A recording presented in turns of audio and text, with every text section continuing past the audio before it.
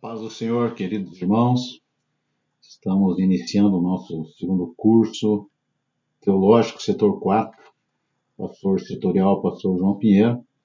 Estamos com a doutrina da Trindade, a nossa sétima matéria e hoje a nossa segunda lição.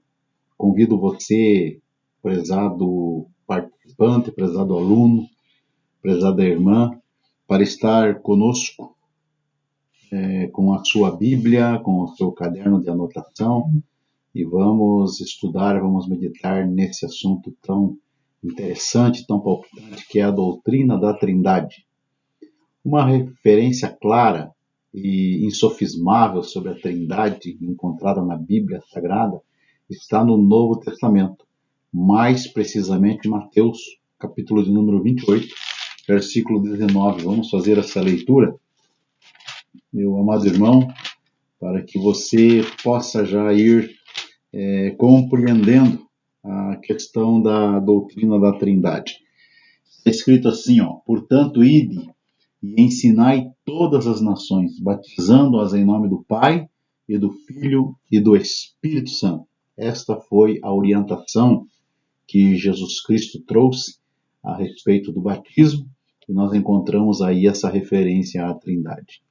Já no Antigo Testamento, lá em Isaías, capítulo 48, versículo 16, a Trindade é mencionada. Ali, na verdade, é mencionado Deus e o seu Espírito, e infere-se nesse texto o Filho, né? É a promessa ali para o povo de Israel.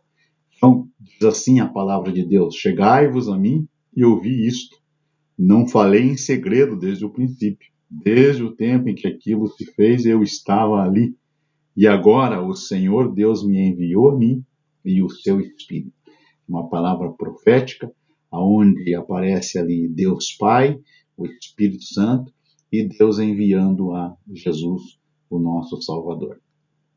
As três pessoas da Trindade e a comprovação bíblica da sua divindade, é necessário esta confirmação bíblica acerca dessas três pessoas da Trindade, assim como a divindade de cada uma, para nos firmarmos na gloriosa verdade da existência da Trindade.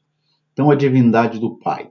O Pai é Deus. Vamos abrir as nossas Bíblias, eu vou procurar estar lendo sempre aí o primeiro texto indicado aí para a leitura, que está lá em João, capítulo de número 6, e versículo de número 27. João, capítulo 6, versículo 27, diz assim a palavra do Senhor: trabalhai não pela comida que perece, mas pela comida que permanece para a vida eterna, a qual o Filho do Homem vos dará, porque a este o Pai, Deus, o selou. Então aqui uma referência que Jesus está fazendo ao Pai como Deus, e você tem aí os outros textos bíblicos, Romanos, 1 Coríntios, 1 Pedro. Eu convido você a fazer essas leituras para você estar realmente inteirado e esse assunto penetrar na sua alma, no seu coração, na sua vida. A divindade do Filho. O Filho é Deus. Então, esse texto bíblico do Filho ser Deus, ele é muito conhecido, né? Mas nós vamos fazer essa leitura também. E diz assim a palavra de Deus: no princípio era o Verbo, e o Verbo estava com Deus, e o Verbo era Deus. Ele estava no princípio com Deus. Todas as coisas foram feitas por ele, e sem ele nada do que foi feito se fez. E o versículo de número 14 diz assim, e o Verbo se fez carne e habitou entre nós, e vimos a sua glória, como a glória do unigênito do Pai, cheio de graça e de verdade. Jesus, o unigênito do Pai, quer dizer, né, o único Filho do Pai. Então, em questão de divindade, Jesus é o único Filho do Pai. Mas em questão de humanidade, ele é o primogênito de Maria e José. Essa é a diferença. E aí você tem os diversos textos bíblicos comprovatórios. A divindade do Espírito Santo. Então, o Espírito Santo é Deus. Vamos ler esse texto também, que está em Atos dos Apóstolos, no capítulo de número 5, aquela passagem famosa, onde ali está Ananias, né, trazendo uma oferta, trazendo algo ali para o Senhor, mas versículos de número 4, versículos de número 3 e 4, dizem assim a palavra de Deus. Disse então Pedro, Ananias, por que encheu Satanás o teu coração para que mentisses ao Espírito Santo? Então veja, ele está mentindo ao Espírito Santo. E retivesses parte do preço da herdade, guardando-a não ficava para ti, e vendida não estava em teu poder. Por que formaste este desígnio em teu coração? Não mentistes aos homens, mas a Deus. Então, primeiro, Pedro está falando do Espírito Santo, e depois ele traz a confirmação. Ananias, você não mentiu para o homem, você mentiu para Deus. Então, o Espírito Santo é Deus também, Deus onisciente, Deus poderoso. Aí estão os textos bíblicos. A distinção entre as três pessoas da Trindade. Veja, esse texto bíblico ele é muito importante para nós lermos e também compreendermos. É o Evangelho de João, é o capítulo de número 14, e você vai ver nesse texto bíblico aqui a questão da Trindade, as pessoas distintas da Trindade. João capítulo 14, versículos 16 e 17 diz assim: E eu vos rogarei ao Pai, e ele vos dará outro Consolador. Veja, Jesus está orando, rogando ao Pai, está se dirigindo ao Pai, e ele está falando de outro Consolador, outra pessoa, né? Para que fique convosco para sempre. Quem é essa pessoa? O Espírito da Verdade. O mundo não pode receber porque não o vê, nem o conhece, mas vós o conheceis, porque habita convosco e estará em vós. Então, está bem clara aqui a distinção das três pessoas da Trindade. Você tem mais alguns textos bíblicos aí para comprovar. A distinção entre o Pai e o Filho, o Pai é distinto de Jesus, o Filho, e vice-versa. Também no Evangelho de João, nós vamos ler também esse texto bíblico. Você nos acompanha aí, capítulo 8, versículo 54, que diz assim, ó: Jesus respondeu, se eu me glorifico a mim mesmo, a minha glória não é nada. Quem me glorifica é meu Pai, o qual dizeis que é vosso Deus. Então ele está dizendo que Deus é o Pai e ele, Jesus, é o Filho. Veja aqui, coisa interessante e maravilhosa. A distinção entre o Pai e o Espírito. O Pai é distinto do Espírito Santo e vice-versa. Nós já lemos esse texto bíblico para você poder comparar. Então, a distinção entre o Filho e o Espírito Santo. Jesus, o Filho, é distinto da pessoa do Espírito Santo e vice-versa. Mais um texto bíblico para lermos que está no Evangelho de João, no capítulo de número 7, versículos 37 a 39. Vamos ler esse texto bíblico aqui, meus irmãos. 37 diz assim: No último dia, o grande dia da festa, Jesus pôs-se em pé e clamou, dizendo: Se alguém tem sede, que venha a mim e beba. Quem crê em mim, como diz a Escritura, rios de água viva correrão do seu ventre.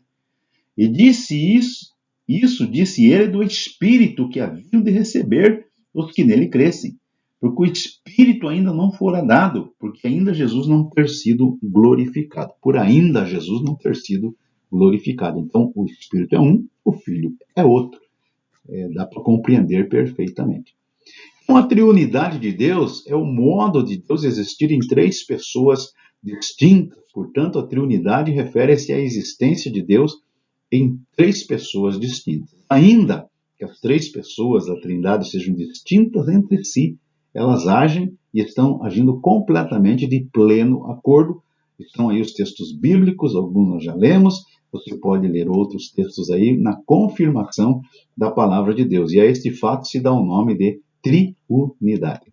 A Trindade no Antigo e no Novo Testamento, no Novo Testamento a doutrina é bem clara, né? Já lemos alguns textos bíblicos aqui, lemos bem rapidamente.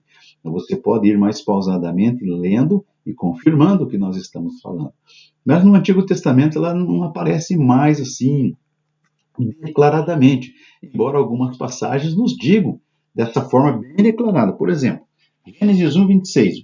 Vamos fazer essa leitura da palavra de Deus. Gênesis 1, capítulo 1, versículo 26. Diz assim a palavra do Senhor, meus irmãos. Disse Deus: façamos o homem à nossa imagem, conforme a nossa semelhança. Só a primeira parte do versículo. Façamos. Ele está falando no plural. Então, Ele está dizendo que há mais alguém ali junto com ele. E alguém falou, não seriam os anjos? Não, os anjos não fizeram parte da criação de Deus. Os anjos foram criados e eles louvavam a Deus durante a sua criação, mas eles não fizeram parte da criação de Deus.